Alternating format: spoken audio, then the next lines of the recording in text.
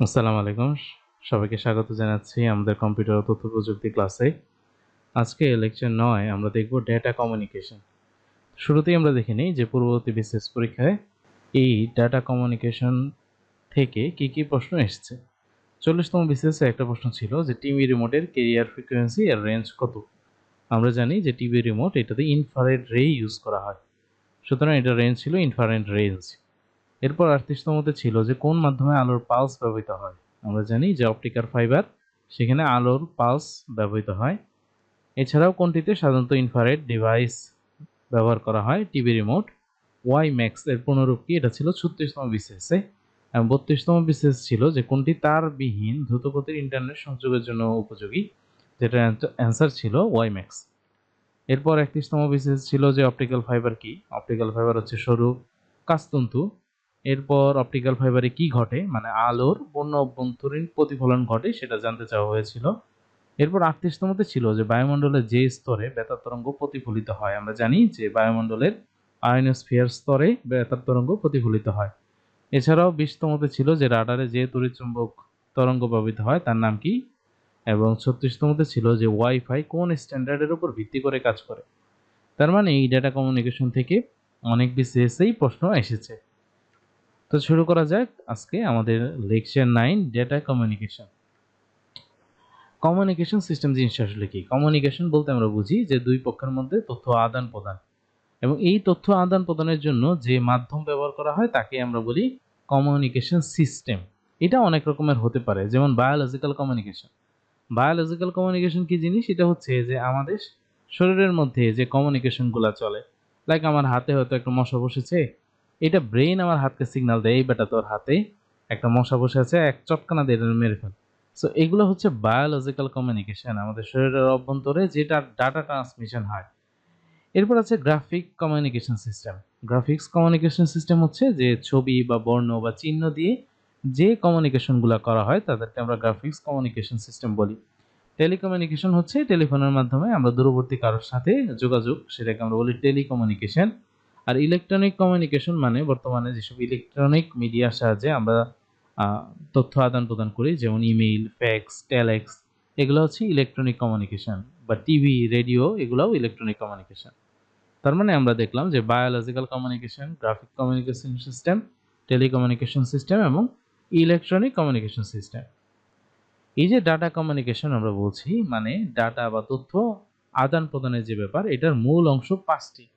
একটা হচ্ছে মেসেজ, মানে যে জিনিসটা আমি আদান প্রদান করতে চাই, এবং এখানে লাগবে একজন সেন্ডার এবং একজন রিসিভার, মানে যে সেন্ড করবে আরেকজন যে রিসিভ করবে।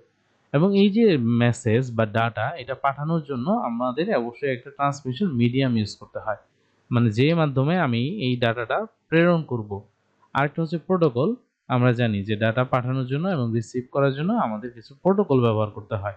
তার মানে ডাটা কমিউনিকেশনের এই ৫টা হচ্ছে মূল বিষয়: message, sender, receiver, transmission medium এবং প্রোটোকল।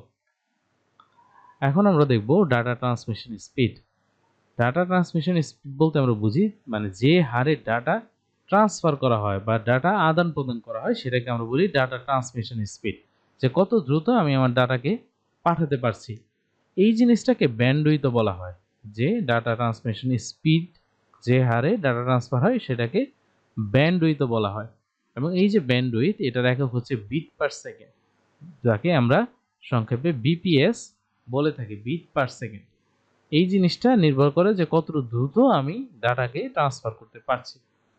এই ব্যান্ডউইথকে ৩ ভাগে ভাগ করা যায়, একটা হচ্ছে ন্যারো ব্যান্ড, একটা হচ্ছে ভয়েস ব্যান্ড এবং একটা হচ্ছে ব্রডব্যান্ড। ব্রডব্যান্ড শব্দটা আমাদের কাছে অনেক বেশি পরিচিত, বর্তমানে ইন্টারনেটের যুগে আমরা সবাই বাসায় ব্রডব্যান্ড লাইন ইউজ করি, তাই না? সিমিলারলি আরও ২টা ব্যান্ড আছে, একটা হচ্ছে ন্যারো ব্যান্ড আর একটা হচ্ছে ভয়েস ব্যান্ড। এগুলো সম্পর্কে আমাদের একটু বিস্তারিত জানতে হবে। প্রথমেই আমরা দেখব ন্যারো ব্যান্ড। ন্যারো ব্যান্ড এগুলো আসলে ধীর গতির তথ্য আদান প্রদানের জন্য ব্যবহার করা হয়। সাধারণত ৪৫ থেকে ৩০০ বিপিএস, মানে ৪৫ থেকে ৩০০ বিট পার সেকেন্ড, এই হারে ডাটা ট্রান্সফার হতে পারে, যেটা খুবই অল্প। এই ন্যারো ব্যান্ডকে সাব ভয়েস ব্যান্ডও বলা হয়, এবং এই ন্যারো ব্যান্ডের ব্যবহার হয় টেলিগ্রাফিতে। এরপর দেখবো আমরা ভয়েস ব্যান্ড। ভয়েস ব্যান্ডটা এটা হচ্ছে মধ্যম গতি, এবং এটার যে ডাটা ট্রান্সফারের রেট সেটা হচ্ছে ৯৬০০ bps. That means 9600 bit per second. এটা টেলিফোন, তারপর আমাদের কম্পিউটারের সাথে যে প্রিন্টার আমরা সংযোগ দেই, তো এই যে কম্পিউটার থেকে প্রিন্টার পর্যন্ত যে ডাটা ট্রান্সফার হয় সেটা এই ভয়েস ব্যান্ডের মাধ্যমে ট্রান্সফার হয়। তার মানে ভয়েস ব্যান্ড এটা হচ্ছে মধ্যম গতির, যার স্পিড হচ্ছে 9600 বিপিএস। এরপর আমাদের যেটা পরিচিত সেটা হচ্ছে ব্রডব্যান্ড, এবং এই ব্রডব্যান্ডটা আমরা তথ্য আদান প্রদান, উচ্চ গতির তথ্য আদান প্রদানের জন্য ব্যবহার করি, এবং এইটার স্পিড অনেক বেশি, 1 মেগাবিট পার সেকেন্ড থেকে 1 জিবি পার সেকেন্ড। তার মানে অনেক বেশি স্পিড। এবং এই যে ব্রডব্যান্ড, এটা স্যাটেলাইট কমিউনিকেশন এবং মাইক্রোওয়েভ কমিউনিকেশনে ব্যবহার করা হয়। এতক্ষণ পর্যন্ত আমরা দেখলাম যে ডাটা ট্রান্সমিশন স্পিড। এখন দেখব ডাটা ট্রান্সমিশন মেথড, মানে কি মেথডে বা কি ওয়েতে আমরা এক ডিভাইস থেকে অন্য ডিভাইসে ডাটা ট্রান্সমিশন বা ডাটা ট্রান্সফার করতে পারি। এই ডাটা ট্রান্সমিশন মেথড এটা দুই ভাগে ভাগ করা যায়, একটা হচ্ছে প্যারালাল ডাটা ট্রান্সমিশন, আর একটা হচ্ছে serial data transmission. Serial data ট্রান্সমিশনকে আবার তিন ভাগে ভাগ করা যায়, একটা হচ্ছে অ্যাসিনক্রোনাস, সিনক্রোনাস এবং আইসোক্রোনাস। এই যে প্যারালাল ডাটা ট্রান্সমিশন, এই প্যারালাল ডাটা ট্রান্সমিশনে যেটা করা হয় সেটা হচ্ছে একই সাথে অসংখ্য মাধ্যম দিয়ে একসাথে ডাটা ট্রান্সফার করা হয়, অনেকগুলো মাধ্যম দিয়ে একসাথে ডাটা ট্রান্সফার হয়, এই কারণে খুব দ্রুত গতিতে এখানে ডাটা ট্রান্সফার হয়। তবে এই প্যারালাল ডাটা ট্রান্সমিশনে অনেক দূরে ডাটা পাঠানো যায় না। আর এই যে সিরিয়াল ডাটা ট্রান্সমিশন, এখানে যেটা করা হয় একবারে একটা মাত্র বিট, মানে একটা মাত্র ডাটা একবারে পাঠানো হয়, এটা যখন সে রিসিভ করে তখন আরেকটা পাঠানো হয়। এইভাবে এই সিরিয়াল ডাটা ট্রান্সমিশনে ডাটা ট্রান্সফার করা হয়। আমরা যে ইউএসবি ইউজ করি, ইউএসবি এটা এক ধরনের সিরিয়াল ডাটা ট্রান্সমিশনের এক্সাম্পল। দুটি ডিভাইসের মধ্যে তথ্য বা ডাটা প্রবাহের দিক নির্দেশক হচ্ছে এই ডাটা ট্রান্সমিশন মোড। এটা তিন রকমের হতে পারে, একটা হচ্ছে সিমপ্লেক্স, একটা হচ্ছে হাফ ডুপ্লেক্স, আর একটা হচ্ছে ফুল ডুপ্লেক্স।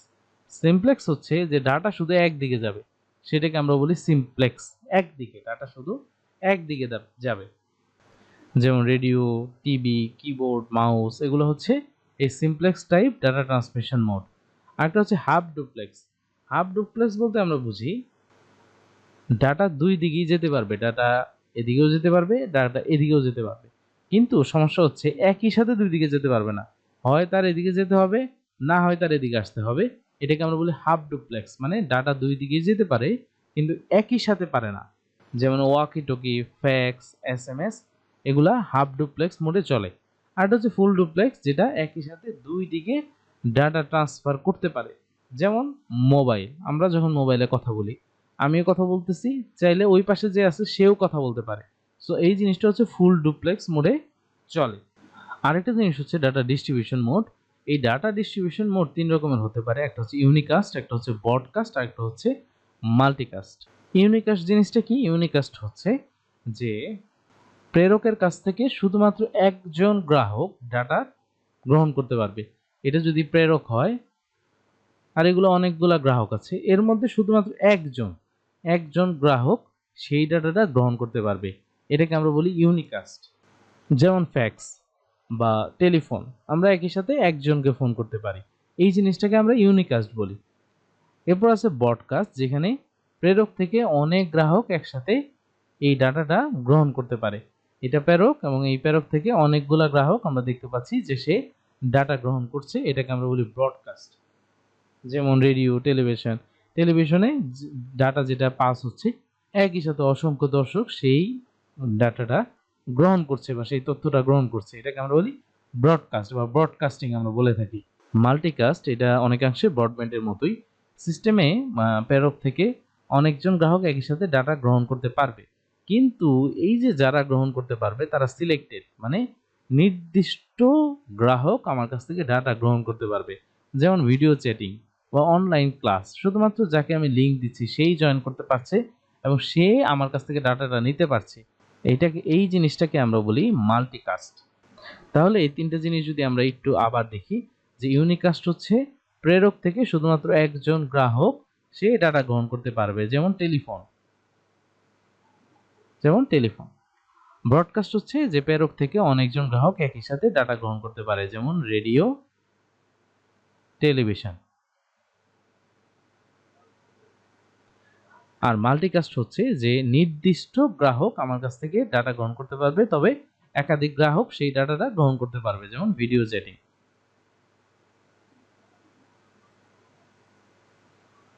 ভিডিও চ্যাটিং এটা একটা মাল্টিকাস্টের উদাহরণ।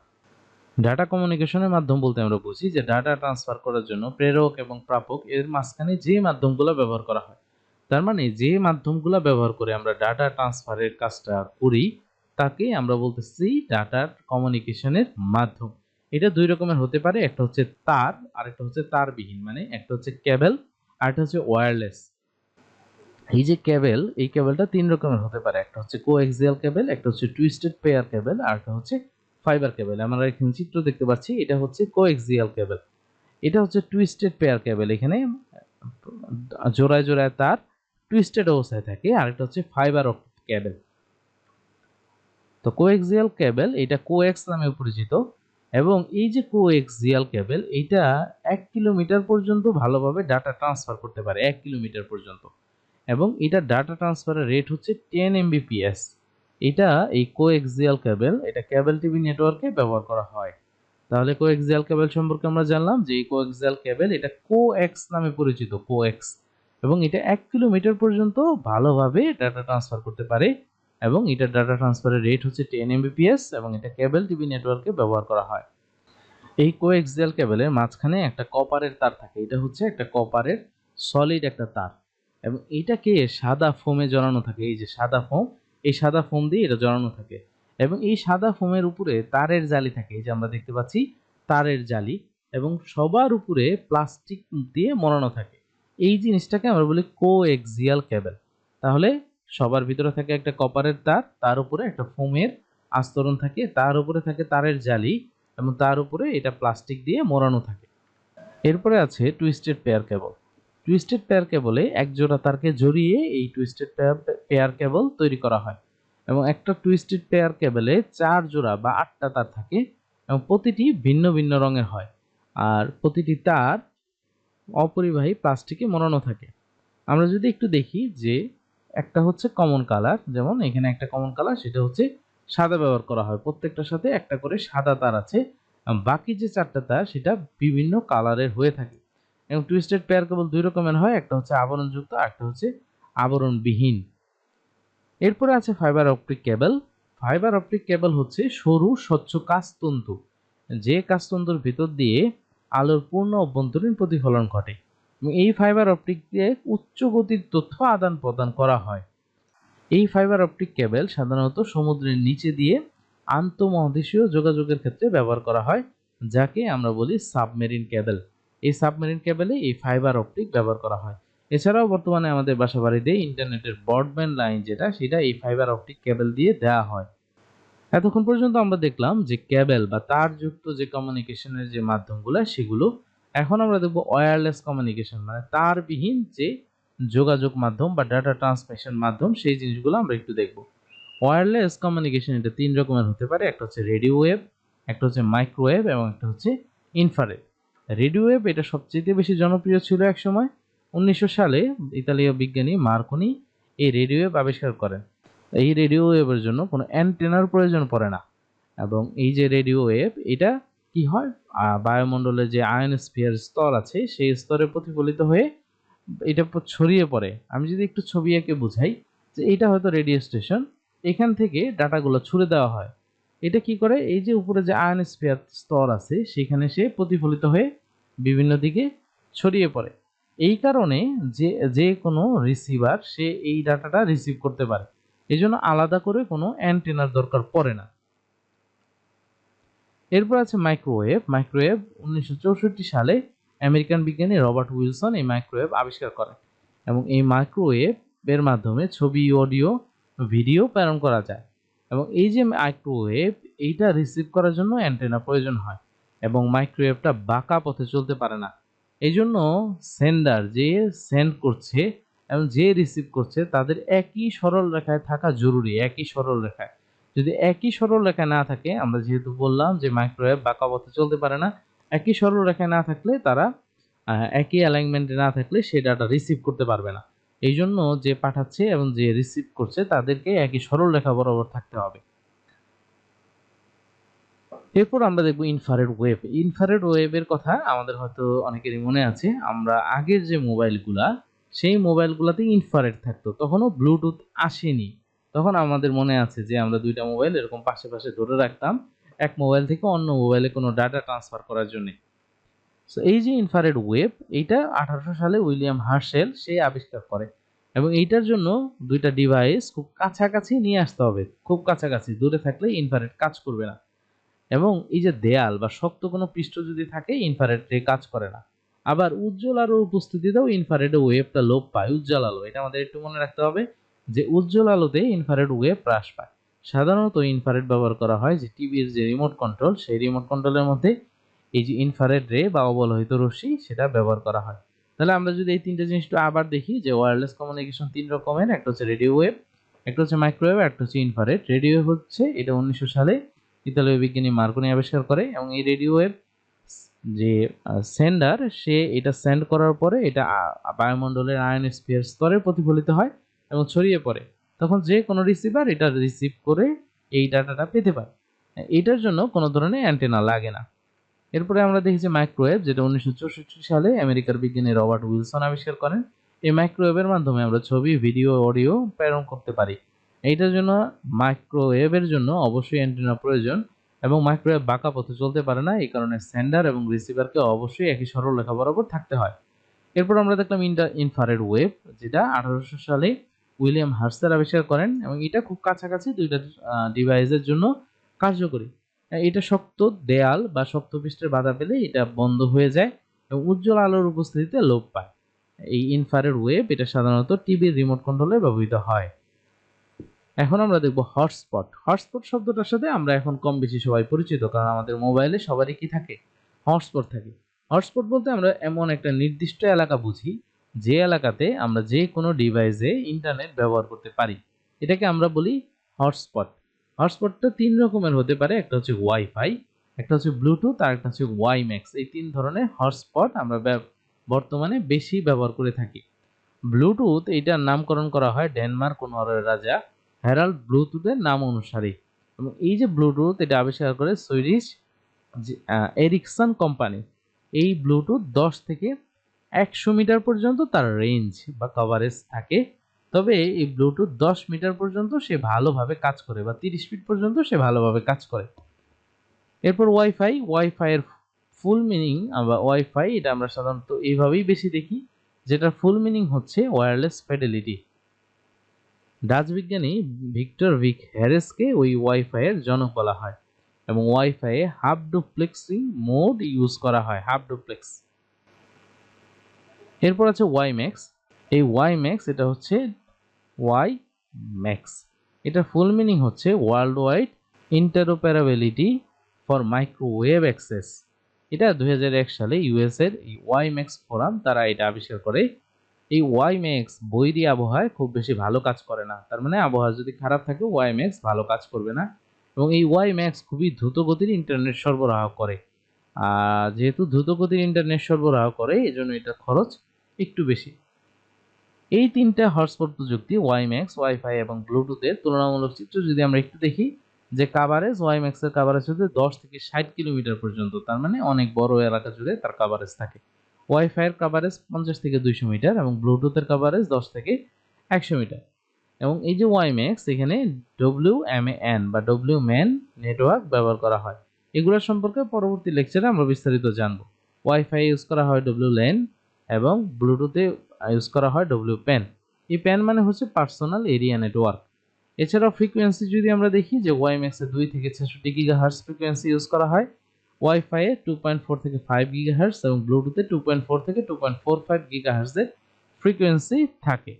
এবং এই যে ওয়াইম্যাক্স সে IEEE 802.16 এই স্ট্যান্ডার্ড মেনে চলে, ওয়াইফাই IEEE 802.11 এই স্ট্যান্ডার্ড মেনে চলে, এবং ব্লুটুথ IEEE 802.15 স্ট্যান্ডার্ড মেনে চলে। তাহলে ডেটা কমিউনিকেশন এই পর্যন্তই, দেখা হবে পরবর্তী লেকচারে। ধন্যবাদ সবাইকে।